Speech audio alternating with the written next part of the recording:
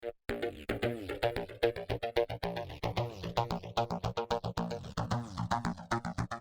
everyone, welcome to the MAINEiac radio show. This is episode 20, and I'm your host, Tech Sergeant Andy Sinclair with the 101st Public Affairs Office here in Bangor.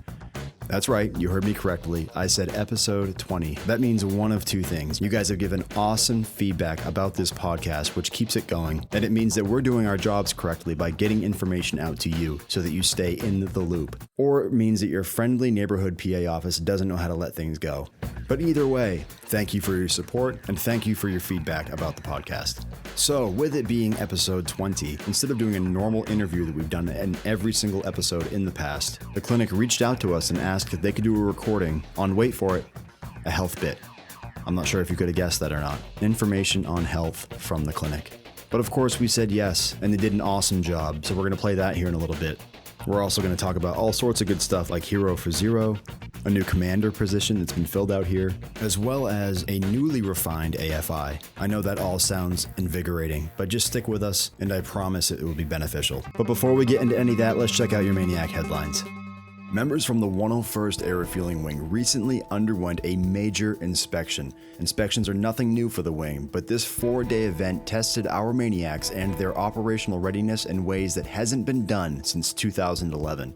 Long hours, generation of aircraft, and donning mop gear are just a few of the things the Inspector General's office had in store for the wing. But in true MAINEiac fashion, the Pine Tree Airmen worked cohesively and performed brilliantly. Lieutenant Colonel Netto is the Wing Inspector General, and he explains why it's necessary to conduct these rigorous exercises. It tests our readiness, and no one knows when the call may come for us to generate X amount of aircraft to support a mission somewhere in the world. All these exercises that we're working through and training are in preparation for us to be successful in August of 2018. 2018 is when the wing will undergo its nuclear operations readiness inspection, and the recent exercise aided in its preparation. The MAINEiacs have a long-standing history in executing tasks and missions to the best of their ability, all the while paving the road for future exercise standards and expectations.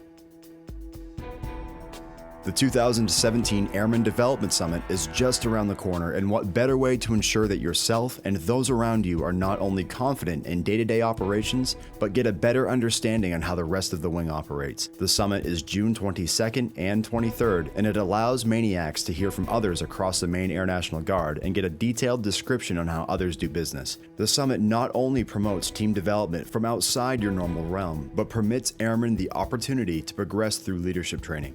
Airman McIntyre is a maintenance troop, and she tells us what she gained from attending a previous summit. It was a great experience. I had tunnel vision working in my office, and I met new people. I got to know what everybody does on the base, met some new contacts. It was extremely beneficial to me. This will be the 4th Airman Development Summit the wing has hosted, and is an excellent way for airmen of all ranks to see how each piece fits into the bigger puzzle, as well as how the MAINEiacs continue to exceed mission effectiveness. To find out how you can attend this year's summit, talk to your supervisor this drill weekend. And that's it for your MAINEiac news. Keeping you up to date is our mission.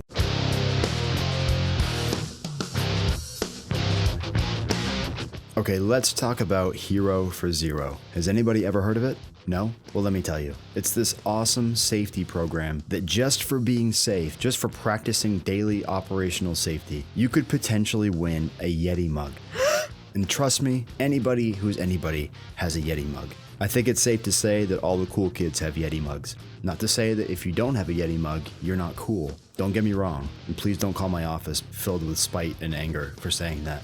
But I think that you're even cooler, no pun intended, if you have a Yeti mug. And just a little side note, these Yeti mugs that safety is giving away have the MAINEiac logo burnt into the side of them. Oh yeah! I mean, come on, could you get any cooler than that? I'm gonna vote no, but you can disagree with me if you want to. Now, with that being said, all you have to do to win one of these Yeti mugs is submit a story where you or someone you work with is practicing operational safety. Whether you stopped an unsafe act before it happened, or you jumped in to intervene while the unsafe act was happening. But safety is everybody's mission. But here at the 101st Air Refueling Wing, refueling is our mission, but safety is our responsibility. We want everybody to stay safe safe at all times, because not only does the mission need to keep going, but we genuinely care about our military families. So that's it. That's all you have to do. Everything that you've ever learned in your military career about safety and remaining safe, just keep an extra eye out for it and you might save some lives. And I'm not talking about pulling over on the side of the road to stop a bus that happens to be on fire that might be transporting a bunch of penguins or something. This is something that we do every single day. So keep doing it, write it down, and submit it to safety, and you could win a Yeti mug. That is all.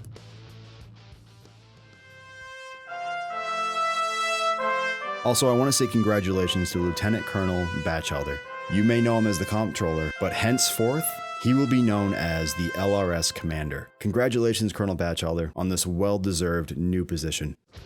And last, but certainly not least, as I previously mentioned earlier, there is a brand new refined AFI that's floating around the web, no pun intended. You can access it via EPUBs or by calling us. I have no problem sending it to you. It's AFI 35107, and it encompasses public web and social media. Anything and everything that you need to know or that you want to know about social media and what you are allowed to post as a DoD member is listed in this AFI. Anything from appropriate or inappropriate posts to who has release authority on official Air Force media. And I know what you're thinking, because I was thinking the same thing when I heard about this AFI, so I'll get this out of the way right now. This AFI governs not only active duty members, but Guard, Reserve, and DoD civilians. And there's a lot of good information, a lot of eye-opening information in this AFI that I think that we would all benefit from by reading, because we all are involved with social media in some way, shape, or form. And just like somebody somewhere probably once said, we have to follow the rules.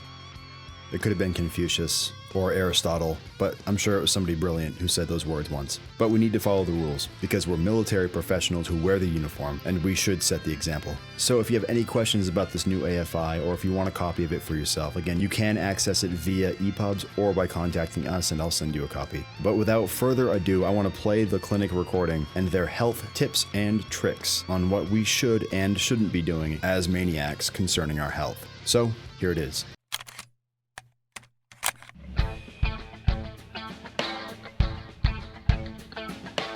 Tech Sergeant Nikki Porter from the 101st Medical Group, and I came today to talk to you about smoking. And smoking is a health issue that persists. 19% of all adult Mainers still currently use tobacco products. And at the clinic, we want to make sure that we not only keep everybody ready to fight and ready to deploy metrics-wise and get everybody in and out of their appointments as fast as we can, we want to make sure that we have a healthy fighting force. And as it stands now, it's not against the UCMJ to smoke for a service member, of course, but everybody knows that smoking isn't the healthiest thing for you to do. We want to focus our communication with our members about how they can quit smoking, because sitting here and telling members smoking is bad, it causes lung cancer, or citing statistics about other health problems that come from smoking probably isn't going to be effective. Whether or not somebody wants to quit or they feel like they're prepared to quit, there are very few people out there probably who aren't aware of the detrimental impact on your health. A lot of members aren't aware secondhand smoke is an issue, and people say, well, I don't smoke around my kids and my pets, but what I'm noticing when I talk to people, when I talk to patients about their smoking, is that they don't recognize the term third-hand smoke, and they're usually surprised to know that when they do smoke, whether or not they do it around their children and their pets, that it causes sediment that is also carcinogenic and causes issues for their kids like asthma, cancer in pets, things like that. So everybody knows that smoking is bad. What we want to accomplish at the clinic as healthcare providers, empowering people to make the decision to quit. Quitting is really hard. It's important to avoid the stigma of cigarettes, smoking cigarettes or using tobacco products as a shameful thing or as an embarrassing thing. It is classified as a disease, an addictive disease process, and everybody needs a little bit of help. As many statistics as we hear about the health issues that come from smoking, we don't hear very many about how many people attempt to quit and how many people are successful to quit. So I just wanted to come on here and offer some knowledge and insight about some of the resources that are out there that you might not be aware of.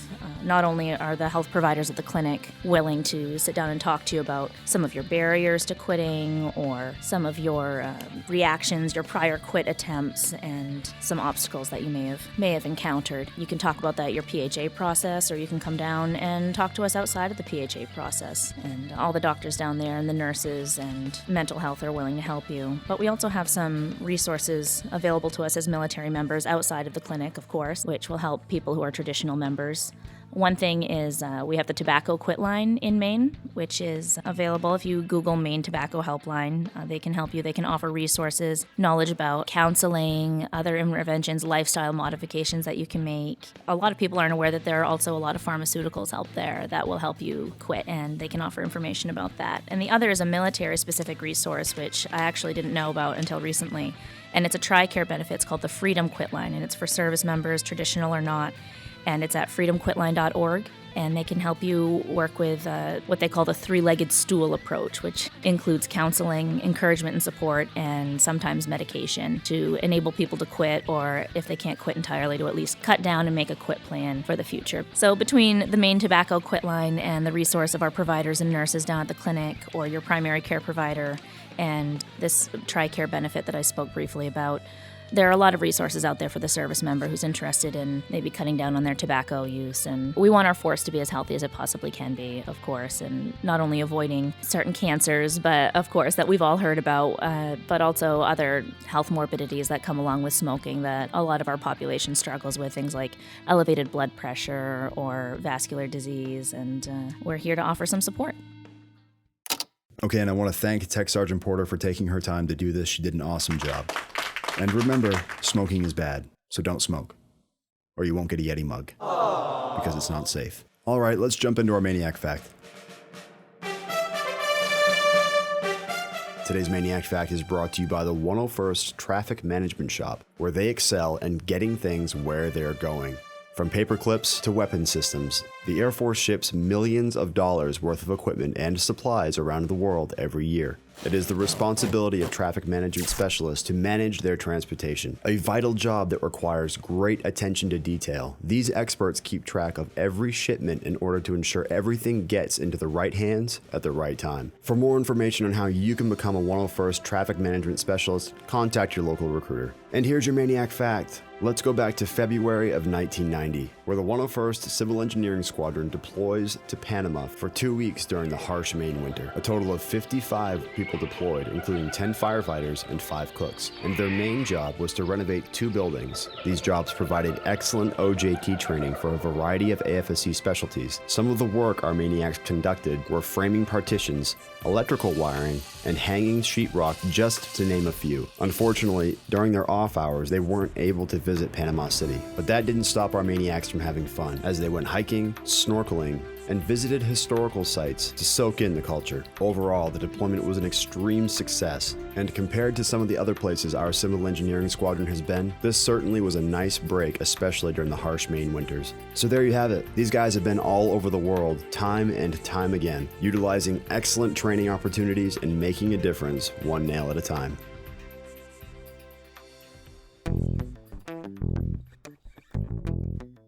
All right, well, that wraps up episode 20 of the MAINEiac Radio Show. I'm your host, Tech Sergeant Andy Sinclair with the 101st Public Affairs Office here in Bangor. Real quick before we close this out, I know in the last episode I talked about the Director of the Air National Guard as well as the Command Chief of the Air National Guard and how they're going to be here this drill. Well, unfortunately, General Rice is not going to make it as something did come up, but Command Chief Anderson will be here, so I think that's pretty cool. And just as a reminder, not that you need it, but make sure you render proper customs and courtesies while the Chief is here. If you happen to see the Chief, you know, parade rest, yes sir, no sir, all that good stuff. But he will be here. He'll be visiting the MAINEiacs, so look forward to that. I want to put another quick plug in for safety in regards to ice fishing. I just went out this past weekend and there was about 18 inches of ice, so that's pretty good. But as we move forward, we are almost in April. So if you're going to go out, just be careful and be aware of how thick that ice is. And if you have any questions about maybe some tips and tricks about ice fishing, contact the safety office. I know they have some information for you. But that's it. Enough babbling. Don't forget to check out our official Facebook, Instagram, and Twitter pages by searching 101STARW, where you'll find daily media pertaining to your MAINEiac world. Also, don't forget to look up the official Vice Wing Commander's Facebook and Instagram pages by searching CV.101ARW. You can see what he does on a day-to-day basis because he posts photos and videos, and I guess in a way you could say that you kind of gain a perspective of what the Vice Wing Commander's daily schedule is like. But don't forget to get over there and give his pages a like. Again, that's CV.101ARW. So we'll see you all around this drill weekend. I hope it's filled with training and joyous adventures, but not so joyous that you get behind the wheel after duty after you've had a few drinks. Don't forget, we do utilize a safe MAINEiac program where if you find yourself in a pinch and you know you can't drive, call the command post and they'll set you up with a free taxi to get you safely back home. It's completely anonymous with its sole purpose of getting you home safely.